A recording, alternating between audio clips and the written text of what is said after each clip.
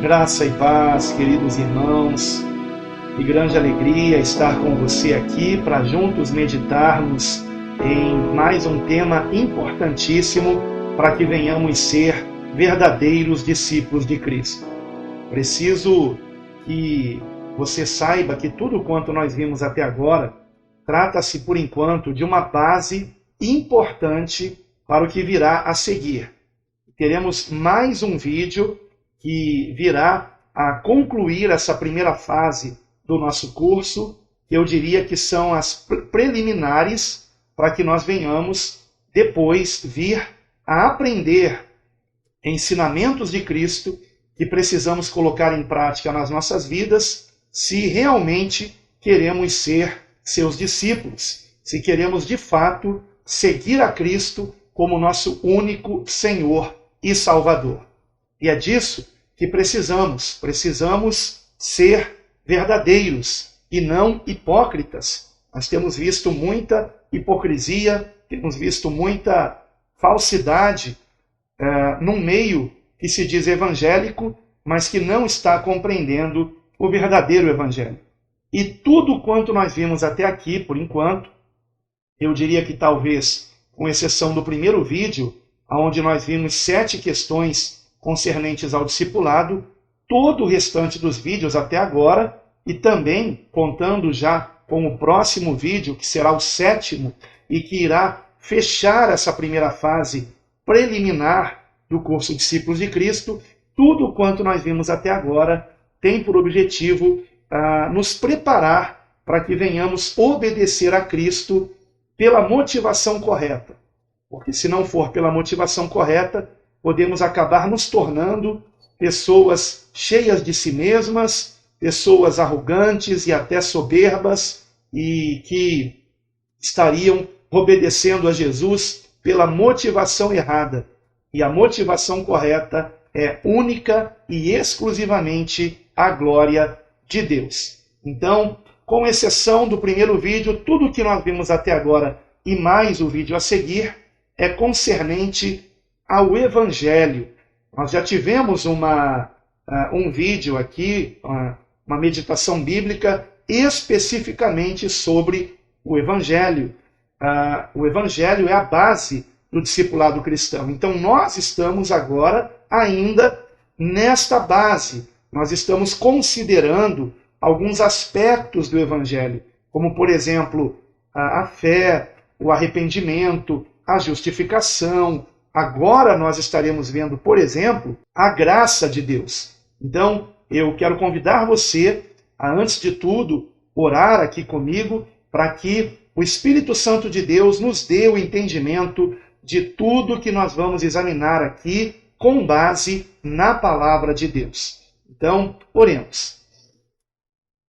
Amado Deus, nosso querido Pai, muito obrigado, Senhor, por mais esta oportunidade de meditarmos na Tua palavra com respeito a este assunto tão importante que se trata da missão da igreja.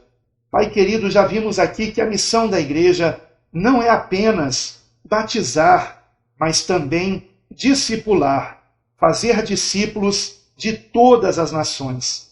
E onde quer, Senhor, que este vídeo esteja chegando, seja em algum lugar daqui do Brasil ou fora deste país, seja em qual nação estiver chegando este ensinamento da Tua palavra, que para a Tua glória esteja se formando mais um verdadeiro discípulo de Cristo. Assim, Pai, acontecerá com a ajuda do Teu Espírito Santo. Por isso, Senhor, eu venho me despojar de mim mesmo, venho rogar a Ti, ó Pai, que para a Tua glória este vaso de barro seja um instrumento em Tuas mãos e que já não seja a minha voz, a voz do homem, mas do Teu Santo Espírito nos ensinando para a Tua glória, tão somente para a Tua glória. Que toda oposição maligna seja repreendida em nome do Senhor Jesus Cristo. E em nome do Senhor Jesus Cristo, venhamos ter uma compreensão correta da Tua palavra. Que cada coração esteja preparado para receber a poderosa semente da Tua palavra, e que esta semente em nós venha dar muito fruto que glorifique o teu nome. Assim oramos e agradecemos no santo nome do Senhor Jesus, a quem seja toda honra e glória para sempre. Amém. Então, queridos irmãos, vamos aqui para o tema de hoje, a graça de Deus. Eu não estarei nesse vídeo repetindo informações que eu já dei em todos os 5 vídeos anteriores. Então você já sabe, por exemplo, que o PDF que eu estou lendo está na descrição do vídeo e no comentário em destaque. Também sabe que as perguntas que você fizer no chat ou no comentário, eu estarei respondendo em alguma live do canal do Projeto Quero Congregar. Lives que, com raras exceções, vão para o canal de segunda a sexta, às 8h30 da manhã, ou perto desse horário. Às vezes começa 8h35, 8h40, mas até umas 8h45 no máximo começa a live, ok? Então vamos lá. O tema de hoje é a graça de Deus. E eu coloquei como destaque um dos versículos que mais fala ao meu coração, que norteia, na verdade, o meu ministério pastoral, a missão que o Senhor me deu. Então vamos a ele. Atos, capítulo 20, versículo 24. Mas de nada faço questão, nem tenho a minha vida por preciosa, contanto que cumpra com alegria a minha carreira e o ministério que recebi do Senhor Jesus, para dar testemunho do Evangelho da graça de Deus. Nós estaremos aqui hoje falando sobre a graça de Deus. E Paulo, ao dizer o que acabamos de ler aqui, ele chamou o Evangelho de Evangelho da graça de Deus. Por quê?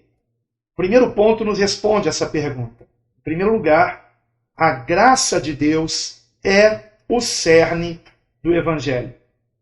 Preste bastante atenção. Havendo aprendido sobre a verdadeira fé e sobre a nossa justificação somente pela fé em Cristo, que foi a nossa meditação do vídeo anterior, convém que também tenhamos uma clara compreensão de que tal justificação ocorre gratuitamente pela graça de Deus. Mas o que seria essa graça de Deus, à qual o Novo Testamento se refere por dezenas de vezes? Originalmente, o termo graça possui o sentido de, preste atenção, um favor benevolente que traz alegria.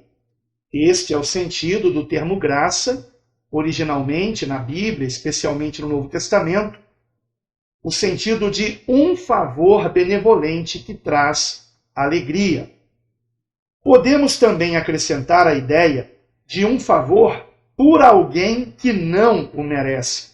Então, se eu for aqui reescrever o sentido bíblico de graça, o sentido bíblico neotestamentário, ou seja, que encontramos no Novo Testamento, mas também no Antigo, na verdade, não há dois sentidos diferentes. O sentido é de um favor benevolente que traz alegria por alguém que não o merece. Ou seja, por alguém que não merece este favor. Então a graça é um favor benevolente por alguém que não merece este favor e que sente alegria por ter recebido este favor, que é a graça. Então a graça, o sentido de graça é este. Podemos resumir em 3 palavras, um favor imerecido. Mas não esqueçam que, junto com este favor imerecido, há uma grande alegria por este favor ter sido realizado. Sendo assim, não poderia haver melhor palavra para descrever o amor de Deus por nós, ou seja, a graça, pois mesmo sem nada merecermos, Ele nos deu o seu Filho unigênito, para que todo aquele que nele crê não pereça, mas tenha a vida eterna. Então, a respeito do ponto de que é um favor imerecido, nós temos Romanos 5,8, por exemplo, que nos diz: mas Deus prova o seu amor para conosco, em que Cristo morreu por nós, sendo nós ainda pecadores. Então vejam que se trata de um favor imerecido.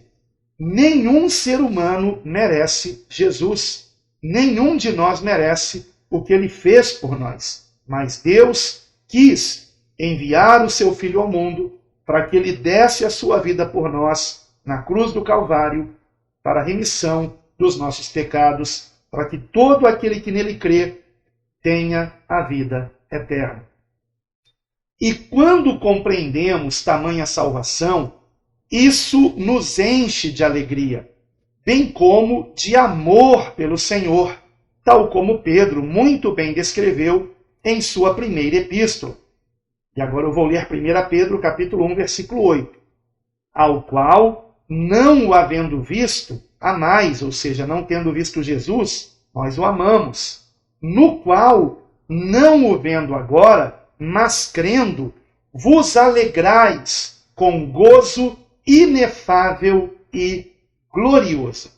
Então, quando nós compreendemos essa tamanha salvação que há em Cristo Jesus, isto vai gerar em nós não somente a alegria por tão grande salvação, como também o amor a Deus por tão grande salvação em Cristo, por essa graça de Deus em Cristo.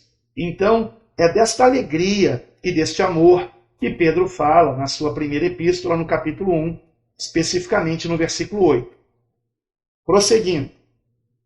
A graça de Deus, portanto, é o cerne do Evangelho, ou seja, aquilo que faz com que o Evangelho seja uma boa nova de grande alegria, tal como um anjo anunciou aos pastores. Você conhece a passagem em Lucas, capítulo 2, onde nos versículos 10 e 11, um daqueles anjos declara aos pastores em Belém: não temais, porque eis aqui vos trago novas de grande alegria, que será para todo o povo, pois na cidade de Davi vos nasceu hoje o Salvador, que é Cristo o Senhor.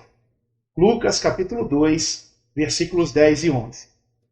Se a salvação não fosse um favor divino, não haveria motivo algum de alegria, pois teríamos que comprar a própria salvação, o que sabemos ser impossível. Por isso, Paulo enfatizou que somos salvos ou justificados gratuitamente, um termo que no grego também significa sem merecimento algum. Ou seja, o que nós vamos ler agora em Romanos 3, versículo 23 e 24, onde encontramos aqui a palavra gratuitamente, poderia também essa palavra ter sido traduzida como sem merecimento algum. Então vamos lá, Romanos 3, versículos 23 e 24, um texto que já vimos anteriormente. Porque todos pecaram e destituídos estão da glória de Deus, sendo justificados gratuitamente, ou seja, sem merecimento algum, pela sua graça, pela redenção que há em Cristo Jesus. Ora, sobre a justificação, nós já vimos na meditação anterior que nós somos justificados pela fé. E do que se trata a justificação? Exatamente a nossa redenção em Cristo Jesus. Jesus ter feito a expiação dos nossos pecados, a propiciação pelos nossos pecados na cruz do Calvário. E eu expliquei também, no final da meditação anterior, do que se trata esse termo, propiciação. E agora estamos vendo mais especificamente que esta justificação ela acontece pela graça de Deus. Então vou ler novamente aqui Romanos 3, versículos 23 e 24. Porque todos pecaram e destituídos estão da glória de Deus, sendo justificados gratuitamente, ou seja, sem merecimento algum, pela sua graça, pela redenção que há em Cristo Jesus.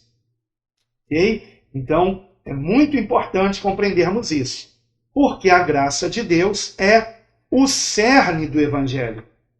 Se não compreendermos que esta justificação é sem nenhum merecimento nosso e completamente pela graça de Deus, o Evangelho ele deixa até de ser uma boa nova. Porque a boa nova do Evangelho está exatamente nisso, em que, mesmo sem merecermos, e nenhum de nós merece, queridos irmãos, mesmo sem merecermos, o Senhor nos amou, a ponto de dar o seu Filho unigênito para se ofertar na cruz do Calvário, vertendo o seu sangue sem pecado para fazer remissão dos pecados de cada um de nós. E recebemos esta remissão dos pecados pela fé em Jesus. Quando nós nos unimos a Cristo, não somente acreditando nele, mas confiando nele e, evidentemente, nos comprometendo com aquilo que ele nos ensinou. E nós estamos nas preliminares ainda, para que venhamos aprender de um modo mais profundo aquilo que ele nos ensinou. Nós estaremos, por exemplo, mais adiante, depois que completarmos estes primeiros 7 vídeos preliminares, estamos hoje no 6º vídeo, quando completarmos estes primeiros 7 vídeos, é que depois disso estaremos com uma base sólida para aprendermos ensinamentos de Cristo que precisamos colocar em prática pela motivação correta, para a glória de Deus, fazendo isto não para nós virmos a comprar a salvação ou para recebermos aplausos dos homens. Então, vamos depois aprendermos ensinamentos de Cristo importantíssimos. Estaremos, por exemplo, de novo, aprendendo alguns que já vimos aqui, porém de um modo mais profundo, não completamente atrelados ao Evangelho, como foi o ensinamento sobre a fé, sobre o arrependimento. Estaremos mais à frente aprendendo novamente sobre a fé, sobre o arrependimento, porém não mais como dentro desta base que precisamos aprender, que é o Evangelho. Então, com exceção do primeiro vídeo, onde vimos 7 questões cruciais a respeito de sermos discípulos de Cristo, depois nós começamos a aprender sobre o Evangelho, que é a base do discipulado. E o cerne do Evangelho é a graça de Deus.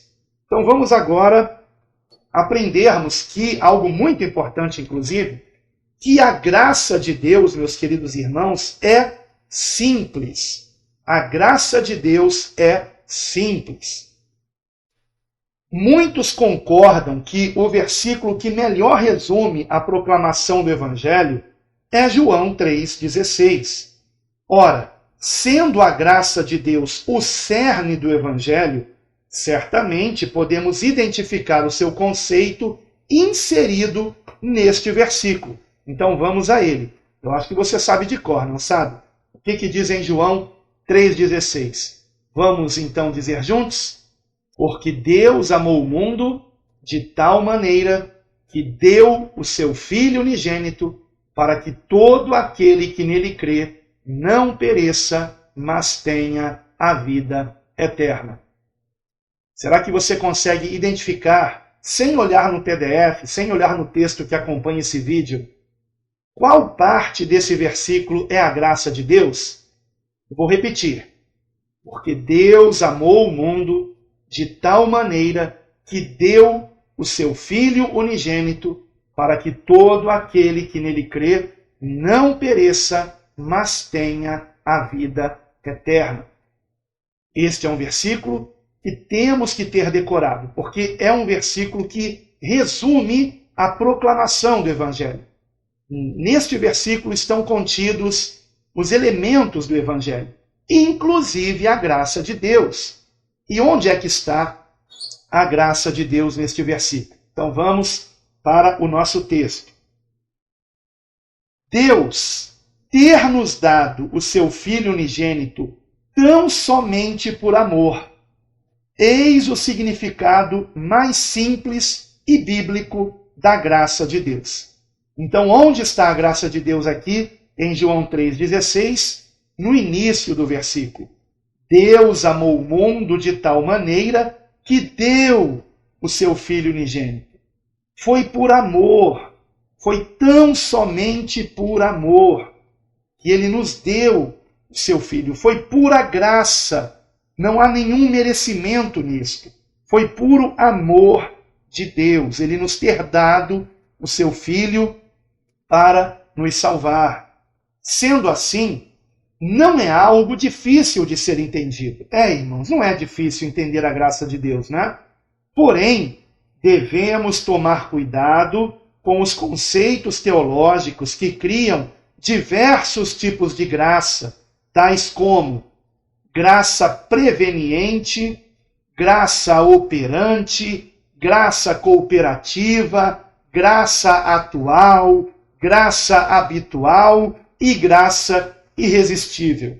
Que talvez hajam até outros conceitos teológicos que vêm a fatiar a graça de Deus e que eu nem tenha conhecimento, né? Porque, infelizmente, a teologia acaba fazendo isso algumas vezes. Eu não estou aqui desprezando o ensino teológico, por favor. Mas, às vezes, a teologia complica aquilo que é simples, irmãos. E o Evangelho é simples. E se o Evangelho é simples, a graça de Deus, que nele está contido, também é simples. Então, vamos prosseguir aqui. Percebam que nenhum desses adjetivos, né, que estão aqui descrevendo a graça pelos teólogos, ou seja, preveniente, operante, cooperativa, atual, habitual, irresistível, nenhum desses adjetivos é acrescentado ao termo graça no texto sagrado. Nada no Evangelho é complexo, o que inclui a graça, sendo essa graça simplesmente o favor benevolente de Deus nos salvar pelo sacrifício do seu Filho, sem isso merecermos.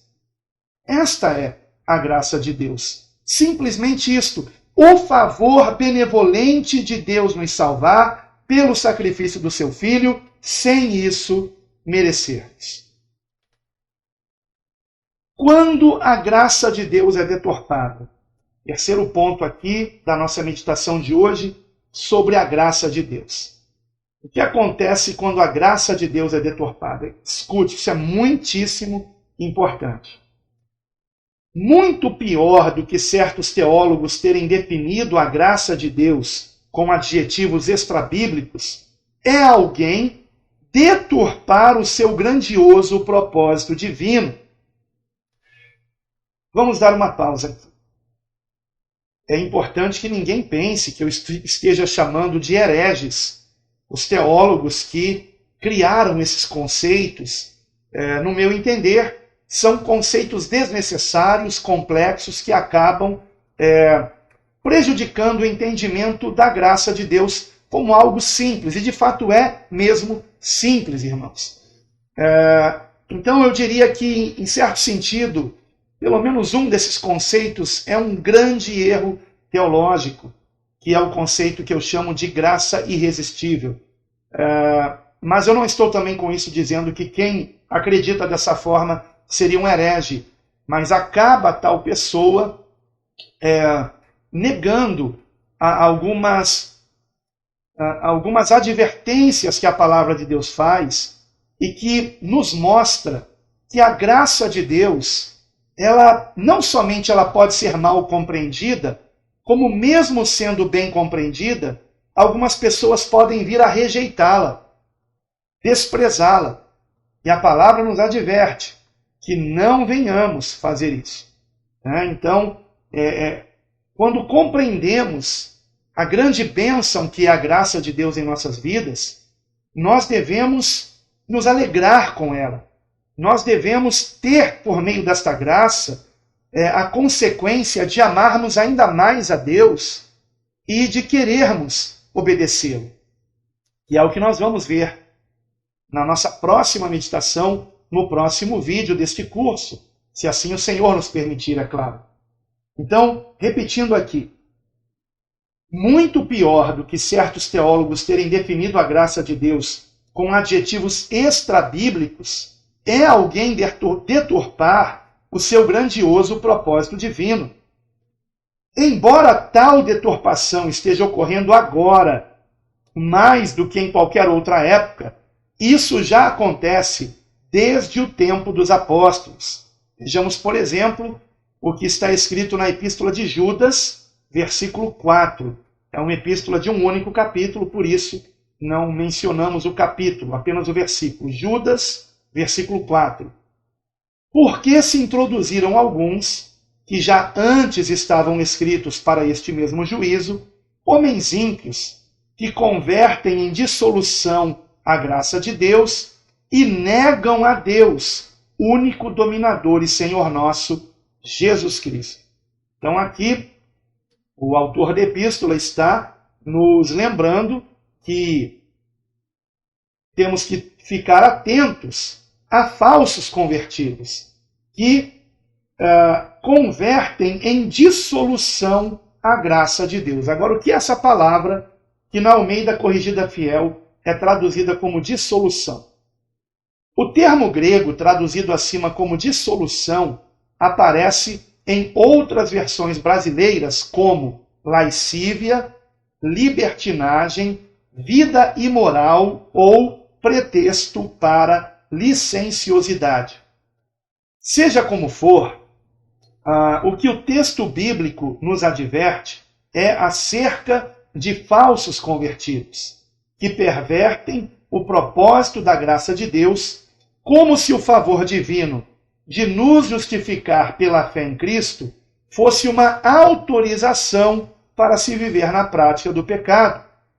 Alguns concluem equivocadamente que Deus, devido à sua graça, tivesse a obrigação de perdoar alguém que se diz cristão, mas que deliberadamente continua praticando algo pecaminoso. Nada poderia ser mais avesso ao propósito divino para com sua graça, embora ainda exista outro risco, ou seja, outro risco além deste, da graça de Deus ser deturpada. Mas deturpar a graça desta forma, imaginando que a graça de Deus seria uma permissão de Deus para que viéssemos pecar e pedir perdão e sermos perdoados, e depois pecar novamente e pedir perdão e sermos perdoados, e continuarmos, né, neste processo de pecaminosidade hipócrita, por estarmos pecando já pensando, bom, eu vou pecar para depois pedir perdão. E lamentavelmente muitos pensam que a graça de Deus seria isso, a permissão para se pecar e depois, pedindo perdão, ser perdoado por Deus. Não, irmãos, a graça de Deus não se trata disto. O que não significa que, caso venhamos pecar, não tenhamos que pedir perdão e não sejamos perdoados pelo Senhor. O que temos que entender é que nós não podemos pecar premeditadamente, nós não podemos planejar o pecado, nós não podemos querer pecar e já imaginando que depois vamos pedir perdão. Nós precisamos andar em santidade e justiça, que é o que nós vamos ver na próxima meditação, que será o 7º vídeo deste curso, se assim o Senhor nos permitir. Agora, pecar já pensando, bom, eu vou pecar e depois eu peço perdão. Então, se você já sabe que é errado, então não peque. Não peque. E se você não está conseguindo resistir ao pecado e porventura pecar, é diferente. do que você pecar premeditadamente, você planejar o pecado para depois pedir perdão. Eu espero que eu tenha conseguido me fazer entender aqui. Eu queria ter encontrado palavras melhores para explicar isso, mas confesso que gravando um vídeo eu acabo muitas vezes tendo apagões na minha criatividade para trazer aqui algumas palavras que talvez melhor iriam explicar, mas eu acho que deu para me fazer entender, não é? Então, eu não quero que você pense que por nós estarmos seguindo a Cristo como nosso único Senhor e Salvador, nunca mais viremos a pecar. É claro que vamos pecar cada vez menos, mas é importante que em nossas vidas o pecado ele ocorra não de modo planejado, mas ocorra inadvertidamente, porque nós não vigiamos, porque nós não estávamos tão cheios do Espírito Santo quanto deveríamos, e aí acabamos cometendo um deslize. Então, como eu costumo dizer, o pecado não é a doença, o pecado é o sintoma. E qual é o problema? Qual é a doença? Nós não estarmos plenamente cheios do Espírito Santo. Porque quanto mais nos enchemos do Espírito Santo, menos tentados ficamos a pecar. Ou melhor, menos nós iremos pecar. Cada vez menos iremos pecar. Eu não diria que nós não sejamos tentados, mas nós conseguiremos vencer as tentações.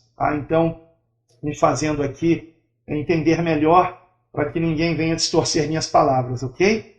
Vamos então aqui para o que seria então ainda um outro risco, além deste, de alguém deturpar a graça. Então a graça não é uma permissão para se pecar. Tá? Não é porque o Senhor nos perdoe em Cristo que nós vamos abusar da graça. Ainda que a graça seja de graça, ela custou um alto preço, um altíssimo preço, que foi o sangue do Filho de Deus vertido na cruz do Calvário, e o seu sofrimento para estar sendo pregado na cruz. Então, que nós não venhamos nos esquecer disso. Um alto preço foi pago, preço de sangue. Fomos comprados por um alto preço, pelo sangue de Jesus. Ele pagou o preço da nossa salvação. Então, que não venhamos fazer da graça de Deus algo vão, como se fosse algo que não tivesse valor algum, antes pelo contrário, tem o maior valor do universo, irmãos, que foi o altíssimo preço pago por Jesus pela nossa salvação na cruz. Então, não venhamos banalizar a graça de Deus. Não venhamos nos esquecer. É de graça porque um alto preço foi pago. E agora, então, qual é esse outro risco? O risco da graça de Deus ser anulada. Anulada por algumas pessoas. Preste atenção nisso. Quase tão grave quanto alguém usar a graça de Deus como justificativa para o pecado, é alguém anular a graça de Deus tentando salvar a si mesmo por seus próprios esforços. Trata-se de alguém não deturpar a graça de Deus a ponto de ficar pecando para depois pedir perdão, mas exatamente o extremo oposto da pessoa, através dos seus esforços, querer comprar a salvação. E isto anula a graça de Deus, é um desprezo à graça de Deus. Já vimos anteriormente que não há quem faça o bem e nunca peque, e que nossas boas obras são como trapos da imundícia aos olhos de Deus, não podendo apagar nossos pecados. Porém, mesmo com essa verdade explícita desde os escritos do Antigo Testamento, o livro de Atos nos mostra que alguns fariseus, que se diziam convertidos a Cristo, quiseram convencer cristãos não judeus a guardar a lei de Moisés, dizendo-lhes que, do contrário, não seriam salvos.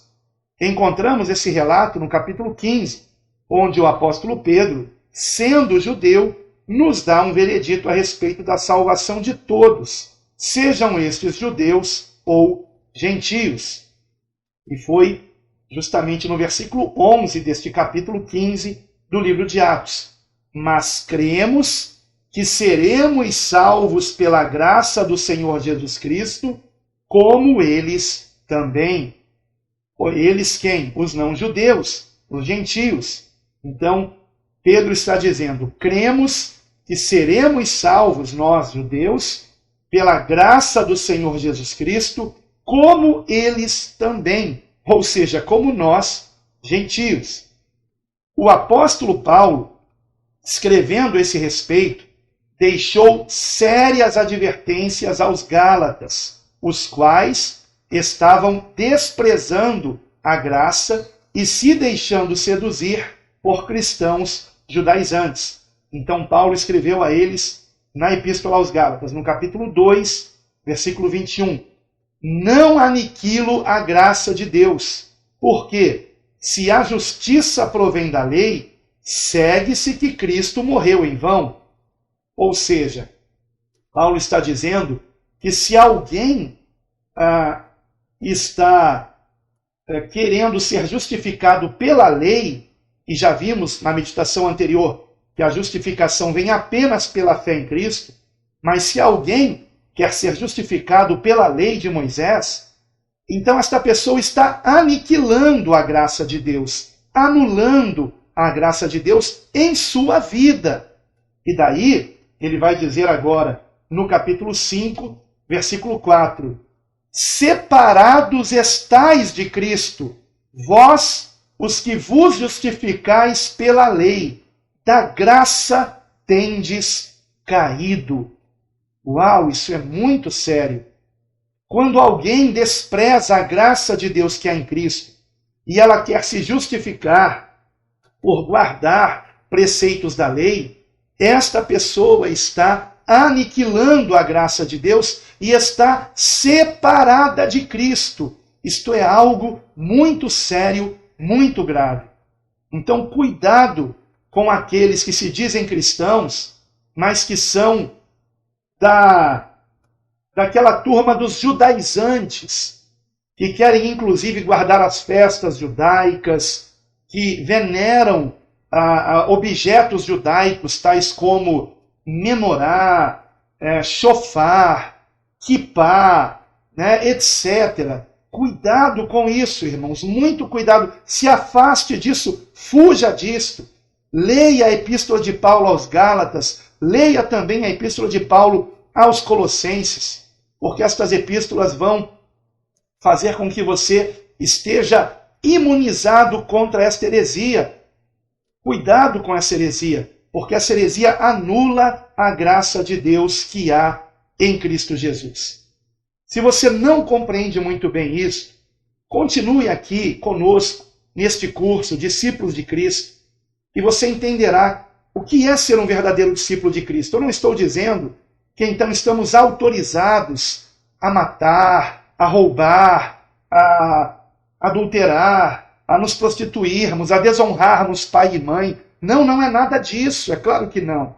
Não é nada disso. Nós vamos aprender melhor a respeito disso mais adiante. Você vai entender, inclusive já na nossa próxima meditação, que será o fechamento desta primeira fase do curso Discípulos de Cristo, que são preliminares para o que vamos aprender mais adiante. Então, quinto e último ponto, devemos permanecer na graça. Vejam que os Gálatas não estavam permanecendo na graça. Temos que permanecer na graça. A graça de Deus revela que somos salvos exclusivamente por meio da fé em Jesus Cristo. Sendo assim, devemos rejeitar qualquer ideia de que possamos salvar a nós mesmos por nossos esforços ou conquistarmos o favor divino com nossas boas obras. Devemos permanecer na graça, compreendendo que não é por nossos méritos que andamos em santidade e justiça, mas por obra do Espírito Santo, mediante a nossa fé em Cristo. Mais ainda, devemos permitir que a própria graça de Deus nos motive a andarmos segundo a sua vontade, a qual é a nossa santificação. Assunto que veremos no tópico a seguir. Ou seja, no tópico a seguir, nós trataremos deste assunto, a santificação. E a santificação tem uma estreita relação com a graça de Deus. E como a santificação ela vem fechar toda esta primeira fase do nosso curso Discípulos de Cristo a respeito do Evangelho, que precisamos compreender claramente para que não venhamos obedecer a Cristo pela motivação errada ou pelas motivações erradas. Então, como a graça de Deus ela já tem a ver com a questão a santificação, com o que nós estaremos aprendendo mais adiante na segunda etapa do nosso curso, então eu precisei deixar a santificação para o final. E ela tem uma estreita relação com a graça de Deus. E nós vamos compreender isso claramente na nossa próxima meditação. Eu espero que você esteja conseguindo acompanhar toda a nossa linha de raciocínio até aqui. Talvez você tenha percebido que cada meditação bíblica de cada vídeo já faz anúncio ao vídeo seguinte, já prepara o terreno para o que virá a seguir. E assim será também com o próximo vídeo. Ele estará preparando o terreno para a segunda fase do nosso curso, onde vamos aprender ordenanças do Senhor Jesus, ordens que o Senhor Jesus nos deu e que devemos obedecer se queremos ser verdadeiros discípulos de Cristo. Então, não perca o próximo vídeo sobre a santificação. Conto com a sua ajuda em oração para que eu consiga continuar gravando esses vídeos e que eu consiga fazê-lo do modo mais simples e objetivo possível. Eu poderia aqui ficar falando sobre a questão da graça de Deus por horas e horas e horas. Por quê? Porque nós temos dezenas de versículos a respeito disso. Mas eu não posso sobrecarregar as nossas meditações. Então, uma coisa eu posso garantir a você. O principal, o básico que você precisa saber sobre a graça, sobre a justificação, sobre a fé, sobre o arrependimento, sobre o que veremos santificação, enfim, sobre o Evangelho, você está aprendendo nestes vídeos. É o básico, é o principal, e eu diria também é tudo que você precisa aprender para que você possa prosseguir nos demais ensinamentos, para que venhamos obedecer a Cristo pelas motivações corretas. Na verdade, só há uma motivação correta. Existem motivações erradas. A pessoa querer salvar a si mesma, a pessoa querer ser elogiada, a pessoa querer ganhar algum mérito com Deus. São motivações erradas. A pessoa querer aparecer, a pessoa dizer que sabe mais que os outros. Estas são motivações erradas. Mas há uma única motivação correta, que é a glória de Deus. E eu encerro o nosso vídeo com 2 versículos que nos incentivam a graça de Deus. Um deles está em Atos, no capítulo 13, que é um dos capítulos que eu mais gosto do livro de Atos, capítulo 13 e 14, onde Paulo e Barnabé, e o 15 também, né? Onde Paulo e Barnabé, falando àqueles a quem eles tinham pregado o Evangelho, os exortavam a que permanecessem na graça de Deus. Temos que permanecer nessa graça. E quando é que nós não permanecemos?